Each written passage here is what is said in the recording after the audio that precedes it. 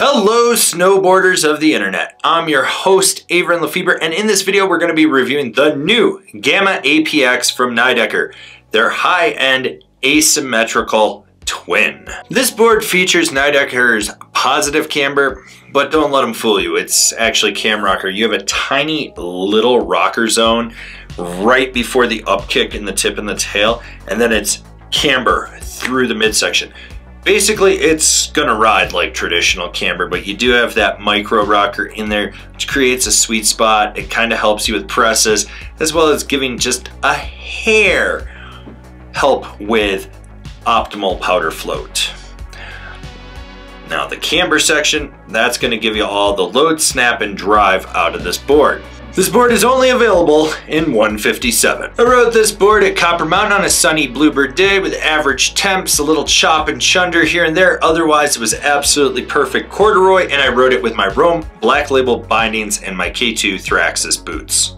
They'll tell you that this is a stiffer all-mountain freestyle twin. It's not. It's around middle of the road, maybe a little bit past. You do have slightly softer tips, and then it just stiffens up through the middle, but it's not a plank, it's not dead or anything like that. It's just a little bit stiffer. The torsional flex is noticeable. You can twist this board when you need to.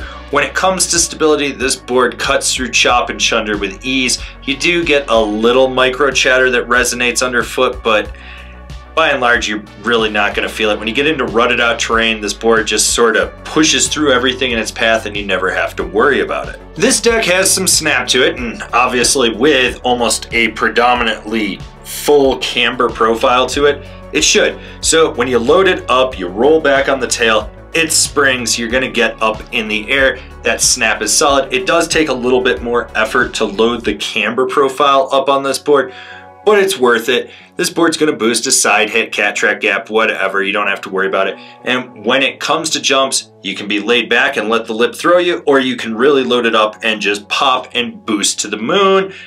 It's gonna do what you need to do. Small, medium, large jumps, it's got you covered. So with the sweet spot in this board being super small, right where that rocker section is before the upkick and the tip and the tail, you really have to leverage your weight outside the bindings to get it to engage.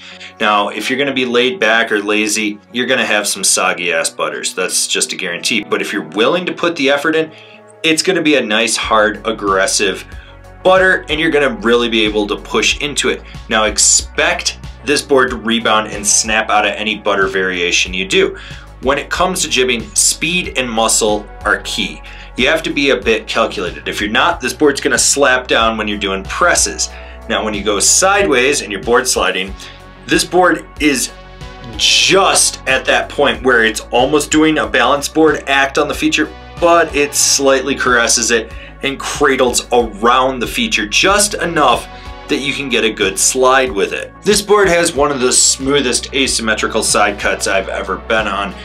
It just feels locked in, and with the way that they do their Nidactive sidewall on this board, it really just lends itself to having that power going down into the edge so you can really feel it grip. When you're locked in, you know you are locked in.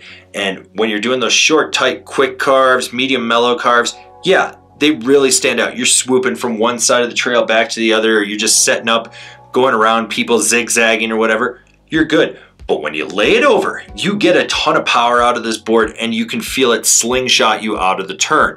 You never have to worry about how this board is going to carve. Who's this board for? The all-mountain freestyle guy that wants an asymmetrical side cut that is a little bit more of an aggressive rider. Now, I've ridden a lot of boards over the years, and there's definitely been some asymmetrical twins in there that have stood out to me. Each one has its own personality, and this is no different. This has its own personality, but it stands out. That side cut is so dialed, you can feel the power out of it. It turns so smoothly and effortlessly. This thing is absolutely amazing. It's mind-blowing how well that side cut is truthfully dialed. And when you look at the Nidecker line, they have a lot of boards where you're like, yeah, it's a snowboard, it does snowboard things. This is different. This stands out, and to me, for someone that has ridden hundreds of boards and has ridden a lot of asymmetrical twins, it was noticeable how good it was. Comparable boards, the GNU Rider's Choice C3, the Yes Greats, the Ride Bench Warmer. Binding recommendations, the Nidecker K On Plus, the Ride C8, the Rome Katana. This has been my review of the Nidecker Gamma APX. Do you agree? Do you disagree? Do you own one? Are you going to buy one? Leave me a comment down below. Let's have a conversation about this snowboard. If you're new here, remember to subscribe, click the bell, get those notifications. That way you're not missing any of the videos we got coming out for all you snowboarders of the internet. And if you really like what we're doing over here and you want to support us further, swing on over to Angry Snowboarder VIP and become a member. Sure, I could tell you more here, but I got a video over there that explains it so much better. As always, I've been your host, Avran LeFeber, and I'll see you in another video.